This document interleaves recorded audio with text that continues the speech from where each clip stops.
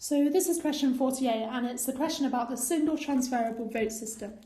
And in this system, each voter puts a 1 by their favourite choice and a 2 by their second favourite choice.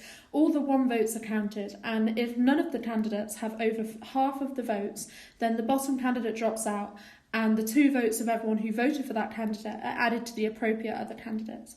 And the process continues until someone gets over 50%, and then that person gets elected. So let's just draw a quick flowchart to show what's going on.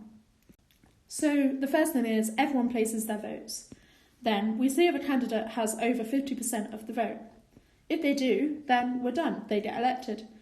Otherwise, we reallocate the 2 votes of the weakest candidate and eliminate them. So basically what happens is everyone who voted for the weakest candidate, we count their 2 votes instead. So say the weakest candidate was Pedro, then whoever voted Pedro first, if they voted Susan second, then their vote counts for Susan.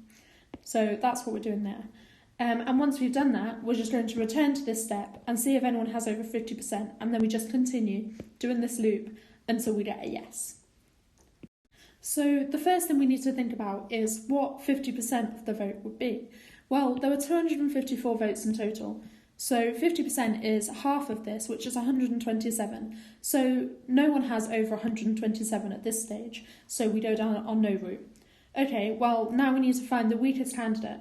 Well, this is Rita. She's got the least 1 vote, so we eliminate her. And then everyone who voted a 1 for Rita, there were 17 people who voted 1 for Rita. Well, their 2 votes now count. So we're going to distribute their 2 votes. So, for example, maybe 4 of them voted 2 for Wayne, so he'll get 4 more. Maybe 6 of them voted number 2 as Malcolm, so he'll get 6 more, etc., etc. Now, in the most extreme scenario, all 17 of these people who voted 1 for Rita could have voted the same thing as their second choice.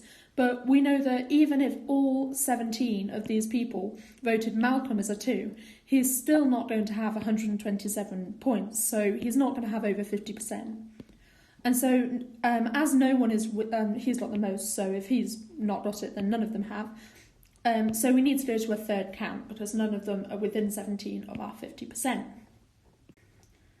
Okay, well, now we can eliminate Wayne, because even if everyone who voted Rita as 1 voted Wayne as 2, so now their 2 votes count. So if all of these 17 get put into Wayne's, he still only has 35 and will still be less than Ian, who's the next lowest. And so we can eliminate him. So what happens next? Well, we need to take everyone's 2 votes for Wayne. Sorry, everyone who voted for Wayne, we need to count their 2 votes. And 18 people voted 1 for Wayne, so there are 18 two votes to distribute, plus the 17 from Rita, so 35 in total. However, no matter, even if someone got all 35 of those, they're still not going to be over the 50% mark, and so we're going to need at least 1 more round to get someone over the 50%. However, we can't predict who that's going to be, and this is because we have 35 votes to give out. So, for example, if Ian got all 35 of those votes, then he's going to overtake Pedro. So we can't necessarily know that he's the one we're going to eliminate. And so there are 4 people who could still be within chance of winning the position. So our answer is D.